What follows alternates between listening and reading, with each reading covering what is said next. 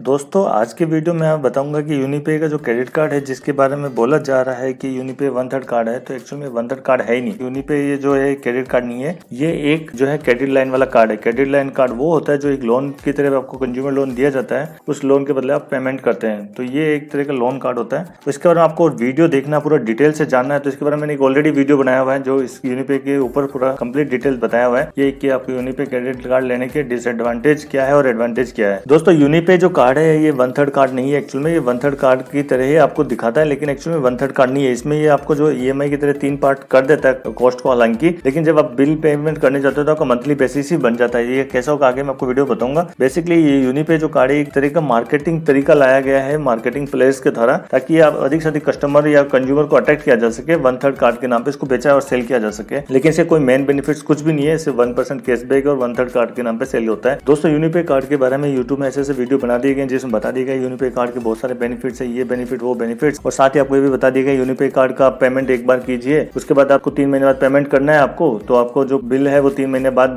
तक आप पे कर सकते हैं डिवाइड करके, और वो पैसों को आप अपना कहीं भी इन्वेस्ट करके या बैंक में एफडी करके आप इंटरेस्ट के साथ कमा सकते हैं। तो एक्चुअल बेसिकली कमाई कुछ नहीं होती है, लोगों ने इसमें लाखों हजार रुपए कमाने का तरीका भी बता दिया है यूट्यूब पे, जो कि एक मिसलीडिंग है। तो मैं आपको आज की वीडियो में ये बताऊंगा कि यूनिपे का जो 1/3 कार्ड है एक्चुअल 1/3 कार्ड नहीं है, वो मंथली बेसिस कार्ड हो जाता है। तो मैं आपको दिखाता हूँ 1/3 कार्ड ये क्यों नहीं है। अभी मैं आपको जस्ट एक एग्जांपल के थ्रू समझाना चाहता हूँ। तो इसके लिए आप देख लीजिए, एक पर्सन है शशांक, जिसकी सैलरी है वो जो अर्न करता है 30,000 रुपीज, और वो अपना रेंट पेमेंट और जो भी दूसरा पेमेंट है वो सब इस कार्ड के थ्रू से करता है। उसका एक कार्ड है यूनिपे कार्ड, और दूसरा कोई कार्ड नहीं है। जो स्पेंड है 30,000 स्पेंड है, जिसमें वो रेंट भी पे करता है, अपना घर का खर्चा भी करता है और दूसरे शॉपिंग भी करता है, ऑनलाइन शॉपिंग भी करता है, अमेजॉन फ्लिपकार्ट, उस सब पे शॉपिंग करके 30,000 पूरा सैलरी स्पेंड कर देता है इस कार्ड के थ्रू से। तो अगर कुछ लोग बोलते हैं कि इसमें से यूनिपे कार्ड के थ्रू से जो पेमेंट करेगा 30,000 रुपीज, तो उसको जो है जनवरी मंथ में जो है इसको सिर्फ 10,000 रुपीज पे करना होगा। तो मैं एक मिनट आपको ये मंथ दिखा देता हूँ पूरे दिसंबर तक। तो दोस्तों जैसे शशांक ने जनवरी मंथ में 30,000 रुपीज स्पेंड किए, तो उस पर उसने फर्स्ट मंथ में उसको 10,000 देना है एज ईएमआई, सेकंड मंथ में और 10,000 देना है, और थर्ड मंथ और मार्च तक उसको 10,000 रुपीज देना है। तो 3 मंथ तक उसको चार्जेस देना है। तो ये तो आपको समझ में आ गया। अब उसमें क्या हुआ कि उसने 30,000 रुपीज उसके पास थे, 3 मंथ का उसने ब्रेक करके उसने पे कर दिया, लेकिन उसको जो बचा उसमें 30,000 में से उसके 10,000 रुपए यहाँ खर्च हो गए, 20,000 रुपए उसके बचे, जिसने उसने बैंक में एफडी कर दी। जैसे लोग बताते हैं सेविंग होता है, तो कि मैक्सिमम सेविंग जो होगी 6% तक होगी, हम मान के चल रहे हैं, तो मंथली उसका 0.5% उसको इंटरेस्ट मिल जाएगा। तो 20,000 रुपीज पे उसको 100 रुपए इंटरेस्ट मिल गया। लेकिन उसको यहाँ पे एक नुकसान हो गया कि वो 1% जो कैशबैक मिलता है इस यूनिपे कार्ड के थ्रू से, वो 0 मिलेगा, तो कुछ भी कैशबैक नहीं मिलेगा। अगर वो इस पे पेमेंट कर देता पूरा 30,000, तो उसको 300 रुपए कैशबैक मिलता, तो यहाँ पे उसको लॉस हो गया। तो एक्चुअल में उसने 100 रुपए तो पर कमा लिए ना उसने इंटरेस्ट से, तो यहाँ पे उसको 200 रुपए का एक्चुअल लॉस हुआ है। अब उसने सेकंड मंथ उसको फिर सैलरी मिली, उसको 30,000 रुपए मिले। मैं ये मान के चल रहा हूँ इक्वली वो स्पेंड करता है हर महीने, हो सकता है कभी 20,000 स्पेंड कभी 10,000 स्पेंड करे, ये उसके ऊपर डिपेंड है, लेकिन मैं कैलकुलेशन के लिए उसको 30,000 ही मानता हूँ। तो 30,000 उसने फिर कार्ड से स्पेंड कर दिए, लेकिन अब उसको जो यहाँ पे जो देना पड़ा, अब उसको 10,000 रुपए इसके फिर इक्वल इसको 3 अमाउंट देने पड़ेंगे। 10,000 यहाँ पे फरवरी मंथ, 10,000 मार्च में उसको देने हैं, 10,000 अप्रैल में देने हैं कि स्पेंड के, क्योंकि वो अपना घर खर्चा पूरा इसी कार्ड को यूज करता है। तो फिर आगे क्या होगा, तो इस महीने में उसको टोटल 20,000 रुपए पे करने हैं फरवरी मंथ में, तो उसके 30,000 रुपए उसको सैलरी मिली, उसमें 20,000 उसको देने, तो 10,000 रुपए सेव कर सकता है, उसमें इंटरेस्ट कमा सकता है। 0.5 के हिसाब से आपको मिल जाएगा लगभग 50 रुपीज। तो ऐसा ही उसने मार्च के मंथ में उसने 30,000 रुपीज उसको सैलरी मिली, फिर उसने 30,000 स्पेंड कर दिए उसने। अब उसने क्या किया, अब उसको यहाँ पे देखिए उसने 10,000 रुपए यहाँ पे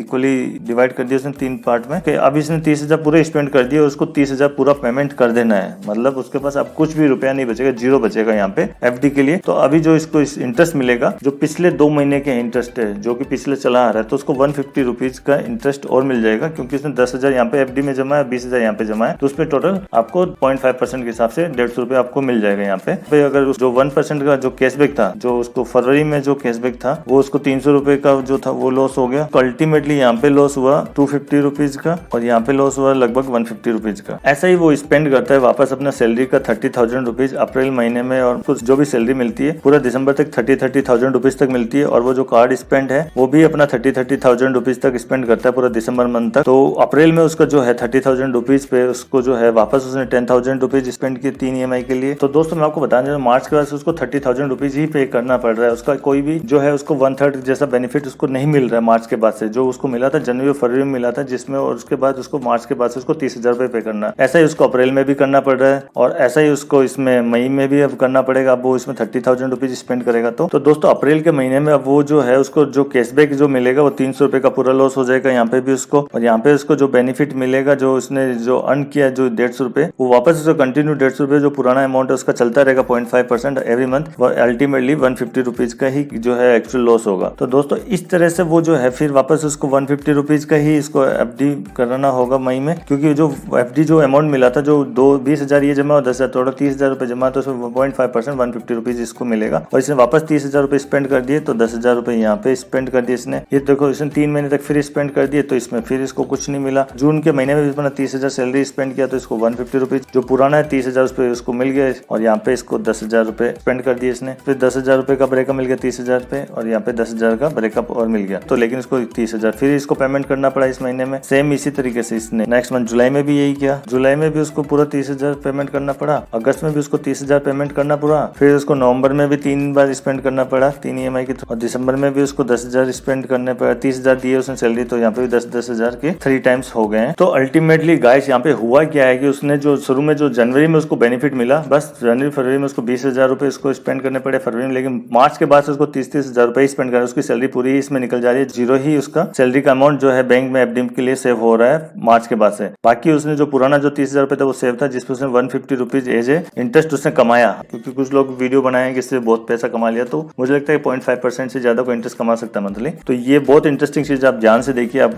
मार्केटिंग तरीका देखिए। देखो यहाँ पे मार्च के बाद से 30,000 रुपए उसको स्पेंड करना पड़ा। अब आप बोलोगे कि वो मार्च के बाद से 30,000 रुपए स्पेंड नहीं करके कुछ कम कर दे, 20,000 कर दे या 18,000 कर दे, 6,000 हो जाए, तब भी कुछ स्पेंड होगा, तभी उसको ज्यादा तो बढ़ना ही पड़ेगा। अगर 10-10-20 भी हुआ तो एक 6,000 हो गया तो 26,000 तो उसको देना ही पड़ेंगे, 4,000 बचेगा, 4,000 एफडी पे इधर कुछ मिलेगा, बस ये होगा। लेकिन मैं आपको इक्वली अमाउंट लेके बता रहा हूँ। तो एक्चुअल में ये एक तरीका है कि आपको एक साथ में जाके जुड़ता रहेगा। आप जब आप कोई कार्ड लोगे तो आप कंटिन्यू 1 महीने तो परचेज नहीं करोगे ना, आप कार्ड लेते हो कि आप उसको कंटिन्यू पूरे साल यूज करना है, तो आप हर महीने उससे कुछ शॉपिंग करोगे, कुछ अमाउंट आएगा ही। तो उस तरीके से देखिए आप 30,000 रुपए पूरा उसका मंथली उसका चार्ज कटा, कहाँ उसको ये इक्विटी जो है 10,000 को EMI का बेनिफिट मिला, बिल्कुल भी नहीं मिला। मार्च के बाद से उसको अपना मंथली पे बिल करना पड़ा, 30,000 रुपीज उसको बिल पूरा पेमेंट करना पड़ा है। अब एक और चीज इंटरेस्टिंग चीज दिखाता हूँ आपको, इसने टोटल एफडी से पैसा कितना कमाया है 0.5% से 1 साल के अंदर इसने टोटल पैसा कमाया 1,650 रुपए कमाया इसने एफडी से। और इसको अगर ये पेमेंट ऑन टाइम कर देता, एक साथ कर देता, तो 300 रुपए के हिसाब से कैशबैक उसको मिलता, तो ये लगभग उसको 3,600 का बेनिफिट होता। तो इसको टोटल अल्टीमेटली लॉस कितना हुआ उससे, इसको 1,950 रुपए तक का लगभग इसको लॉस हुआ है। चूंकि इसने